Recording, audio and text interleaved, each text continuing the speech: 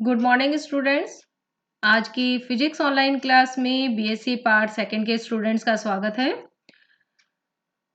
हम पढ़ रहे हैं मैथमेटिकल फिजिक्स, जिसमें कि हमने ऑर्थोगोनल कर्वीलिनियर कोऑर्डिनेट सिस्टम वाला पॉइंट कंटिन्यू करते हुए ये हमारा थर्ड लेक्चर है, divergence of a vector field.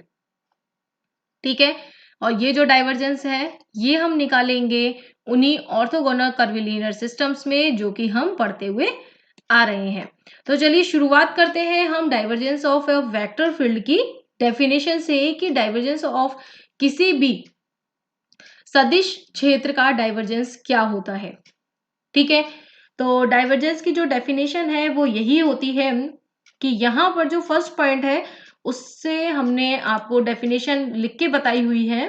तो देखिए, किसी भी अगर हम वेक्टर फील्ड की बात करें तो ऑब्वियस है कि हम वेक्टर फ्लक्स को भी वहां पर बताते हैं कि किसी भी कोई भी एनक्लोज्ड सरफेस हम ले रहे हैं जो कि एक वॉल्यूम एलिमेंट के अंदर है। ठीक है, तो अगर उस क्लोज्ड सरफेस से पर यूनिट वॉल्यूम जो वेक्टर फ्लक्स निकलता है that is equals to the divergence of a vector field. ठीक है, वेक्टर फ्लक्स पर unit volume emerging out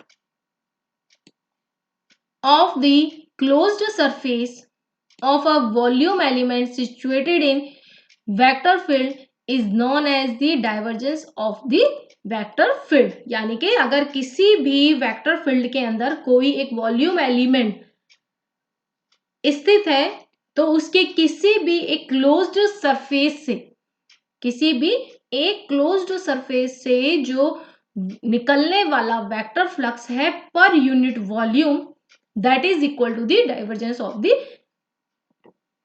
vector field. अब मान लीजिए कि हमारे पास कोई, हमने माना कि वॉल्यूम एलिमेंट है डी वी और उसके जो कि स्थित है वेक्टर फील्ड ए में।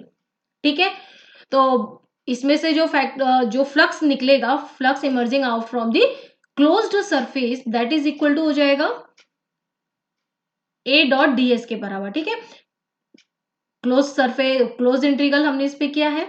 अब देखिए, जो डेफिनेशन है डाइवर्जेंस की वो क्या कहती है कि ये जो फ्लक्स है पर यूनिट वॉल्यूम, ठीक है, तो डाइवर्जेंस की जो वैल्यू की जो मैथमेटिकल अगर हमें एक्सप्रेशन लिखना है दैट इज इक्वल टू क्या हो जाएगा कि divergence of A is equal to limit dV tends to 0 1 by dV, जो निकलने वाला फ्लक्स है पर यूनिट वॉल्यूम। तो जो हमारे पास फाई हमने अभी अभी इक्वेशन 1 से निकाला था ये वाला, तो that is divided by dv equals to the divergence of A. और जैसा आपको दिखाई दे रहा है कि डाइवर्जेंस ऑफ ए जो है वो एक स्केलर क्वांटिटी होता है। तो ये हो गई बात डेफिनेशन की। अब लेकिन हम किसी भी ऑर्थोगोनल कर्वीलिनियर कोऑर्डिनेट सिस्टम में इसको निकालेंगे कैसे। ठीक है, तो अब शुरू करते हैं कि उसको निकालना कैसे है। तो निकालने के लिए हमने एक क्लोज्ड सरफेस लेते हुए एक वॉल्यूम लिया है, क्योंकि हमें वॉल्यूम लेना है। तो देखिए, हमने एक यहां पर ऑर्थोगोनल कर्वीलिनियर कोऑर्डिनेट सिस्टम के अंदर एक क्यूब को मानते हुए, जिसमें कि उसकी 8 सरफेसेस हैं, जैसा आपको दिखाई दे रहा है, सॉरी 6 सरफेसेस है।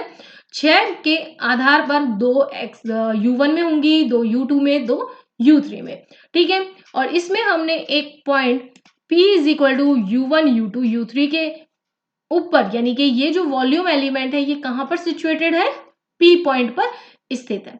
ठीक है, तो यहां पर हमने एक पहले पॉइंट जिसका वॉल्यूम dv है, जिसको हमने ए पॉइंट पर सिचुएटेड यानी कि स्थापित किया है इन दी ऑर्थोगोनल कर्वीलिनियर कोऑर्डिनेट सिस्टम में। ठीक है, अब हमने मान लिया कि कोई वेक्टर ए है।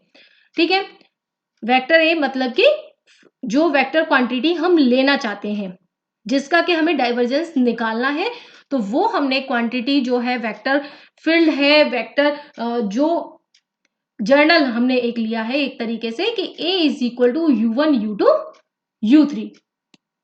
ठीक है, U1 U2 U3 क्या है, इनके different different components along the axes जो है U1 access, U2 access and U3 access. तो इनमें कंपोनेंट जो हम लेते हैं वो लेते हैं A1, A2 and A3 and E1, E2, E3 are the unit vector along the U1, U2, U3।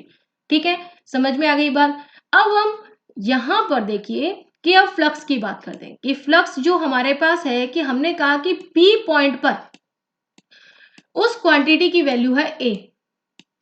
तो ऑब्वियस है कि यदि हम यहां से इस पॉइंट से अगर हम इन सरफेसेस पर जाएंगे तो वेक्टर क्वांटिटी में चेंज होगा या फ्लक्स में चेंज होगा।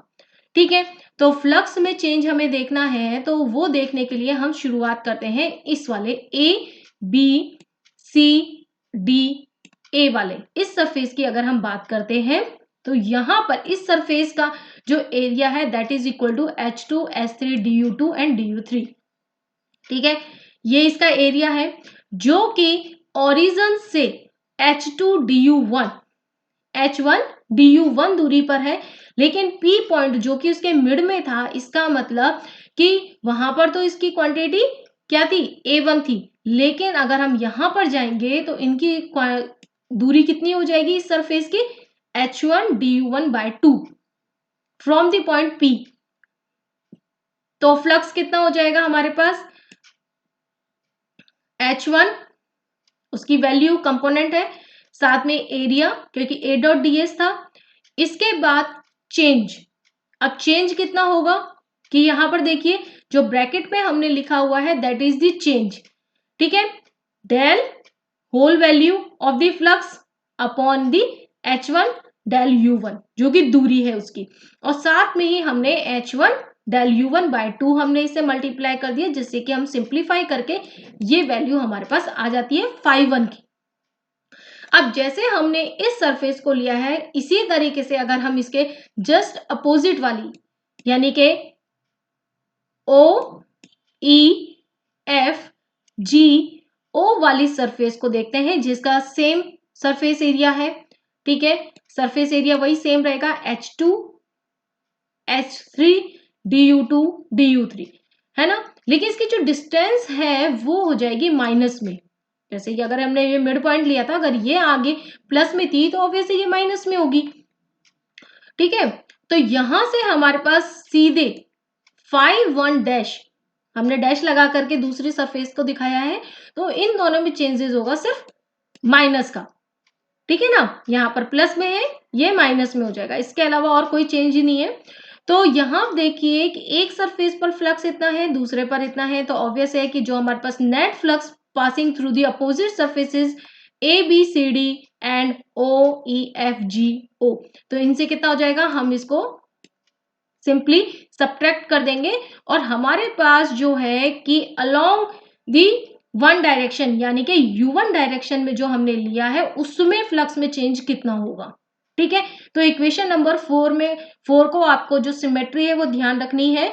इसी के आधार पर हमने सिमिलरली अगर हम निकालना चाहें दो सरफेसेस यानी कि अब हम U2 के लिए बात करें तो U2 कर्व के लिए हमारे पास हो जाएगा phi2 माइनस phi2 डैश, और इसी की जो सिमिलरिटी थी, देखिए पीछे की क्वांटिटी सेम थी तो सेम हमने रखा है।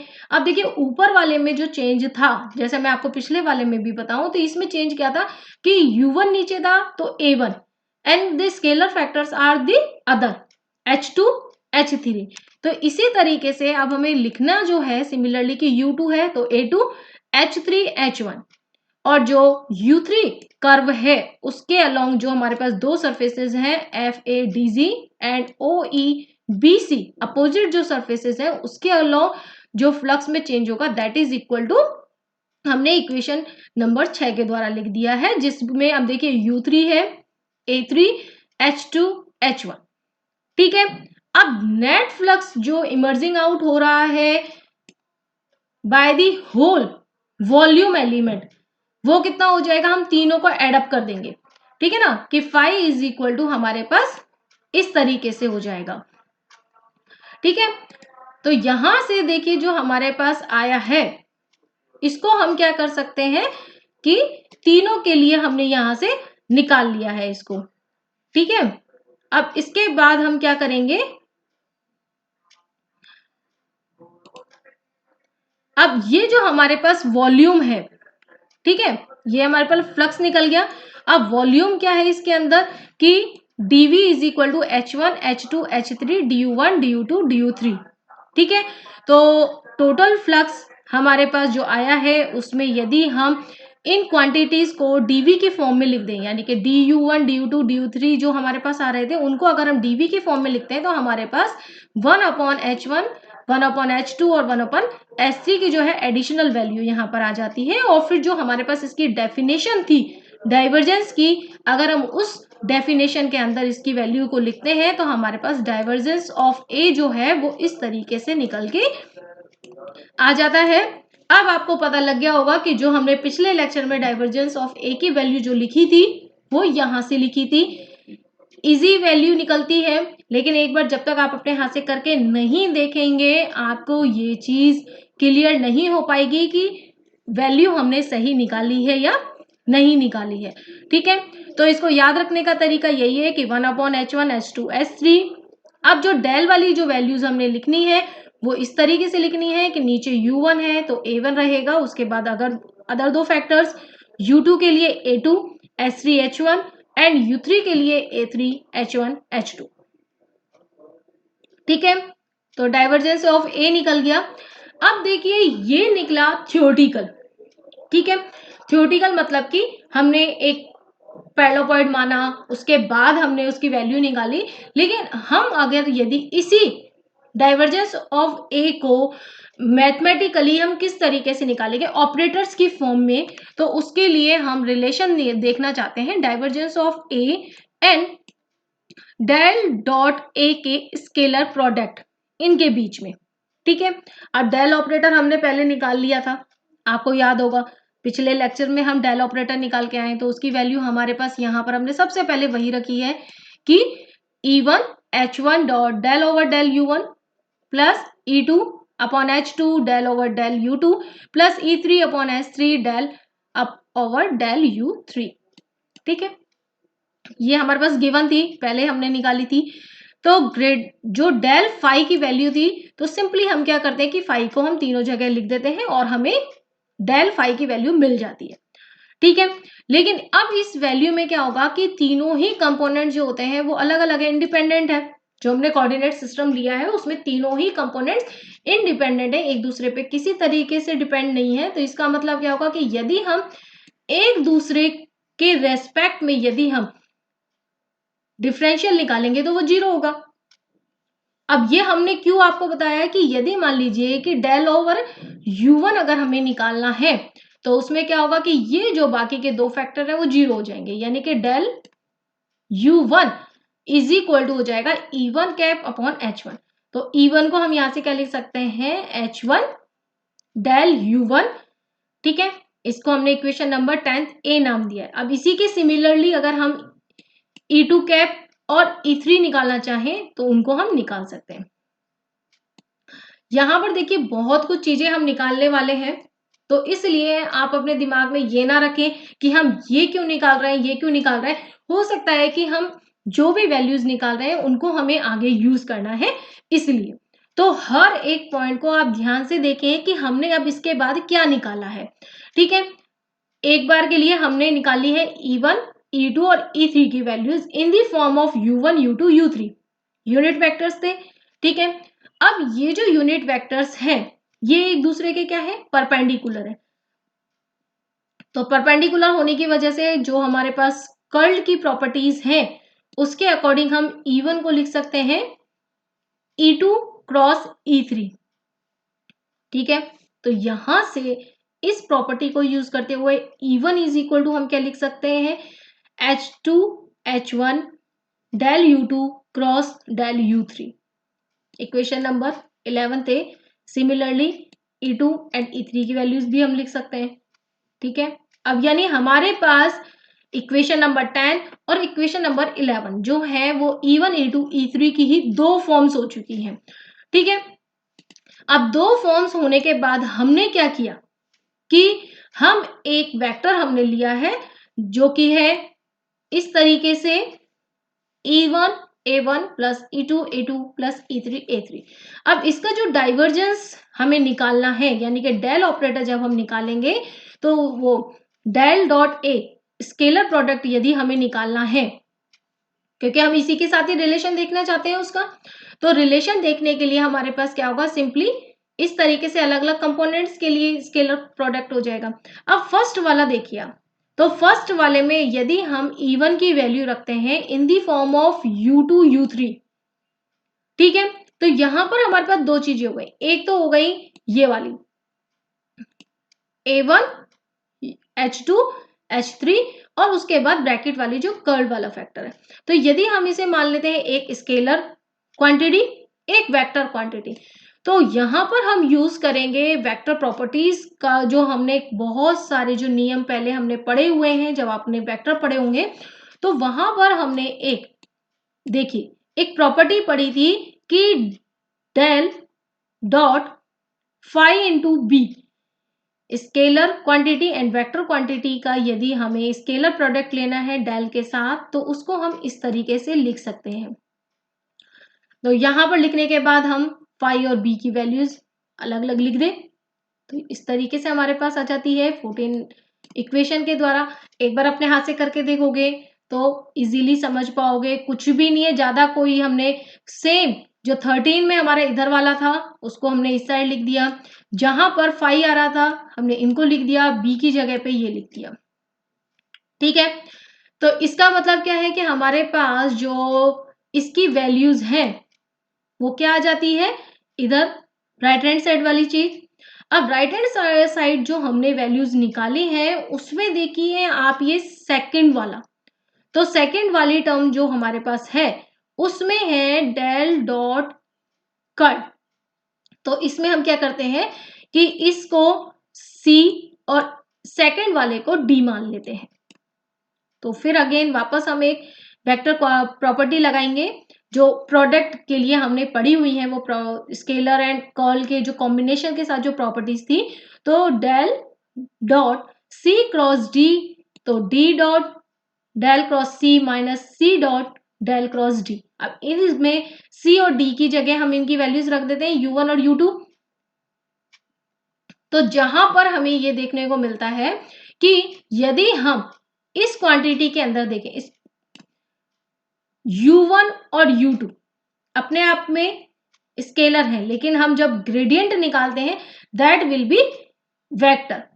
लेकिन अगर हम इस सेपरेट दोनों वैल्यूज को देखें तो एक जो प्रॉपर्टी है कि del cross del phi is equal to 0, तो वहां से इन दोनों की वैल्यूज हो जाएगी 0, ठीक है। इसका मतलब जो इक्वेशन नंबर 15 हमने ली थी उसमें ये जो लास्ट वाली टर्म है ये हो जाएगी 0, केवल हमारे पास आगे वाली टर्म ही इसकी वैल्यू की फॉर्म में मिलेगी कि del dot E1 cap A1 is equal to हमारे पास ये हो जाता है, ठीक है।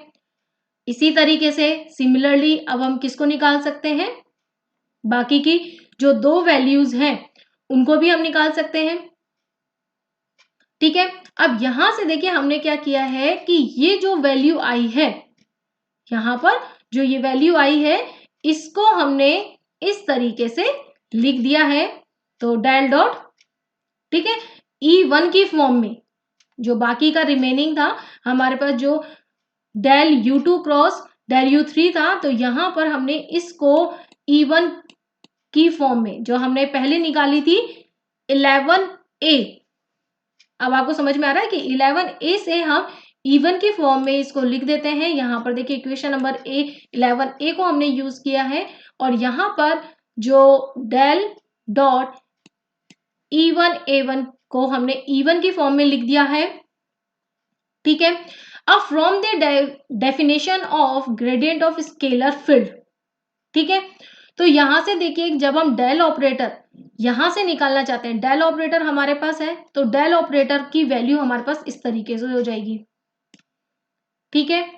तो डेल के बाद इस वैल्यू को हम इसमें लिखते हैं, तो हमारे पास डेल डॉट E1 A1 की वैल्यू आ जाती है, ठीक है।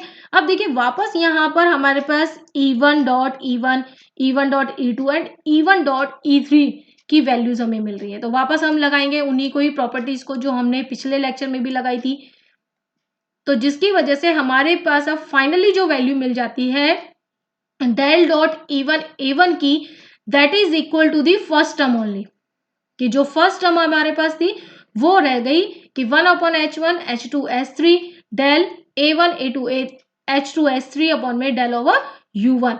ठीक है, तो इसी तरीके से सिमिलरली हम निकाल लेंगे डेल डॉट E2 A3 की वैल्यू सिमिलर फॉर्म में, और del dot E3 and A3 की वैल्यू। तो यहाँ पर जो 16 नंबर इक्वेशन है वो हमारे पास आ गई।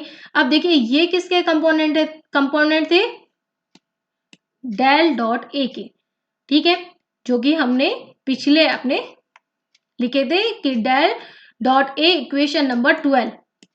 तो इक्वेशन नंबर 12 में जब हम इन वैल्यूज को रखते हैं तो हमारे पास इन तीनों को हमने ऐड करके लिख दिया। अब देखिए जो हमारे पास ये इक्वेशन आई है that is equal to the same value of divergence. तो इसका मतलब क्या है कि divergence of A equals to the del dot A. ठीक है, तो ये दोनों ही जो वैल्यूज है वो सेम आती हैं, जिससे कि हमारा डाइवर्जेंस ऑफ ए को जो हमने एक अपने डेरिवेशन फॉर्म में निकाला था उससे हमारे पास इजी तरीका हो जाता है कि हम किस तरीके से निकाल सकते हैं। अगर हमारे पास वेक्टर हमें पता है, ए वेक्टर पता है, स्केलर फैक्टर्स उसके पता है, तो हम सिंपली डाइवर्जेंस ऑफ ए को कैलकुलेट कर सकते हैं। तो ये सब कुछ था डाइवर्जेंस ऑफ वेक्टर फील्ड के बारे में। अब हम जो नेक्स्ट लेक्चर है वो कर्ल के लिए पढ़ेंगे, सो आप मिस ना करें एक भी लेक्चर। आज अपने हाथ से इन्हें जरूर करके देखें। कोई भी प्रॉब्लम आती है तो आप बिल्कुल बेझिझक होके मुझसे कंसल्ट कर सकते हैं। So thank you so much and keep watching further videos.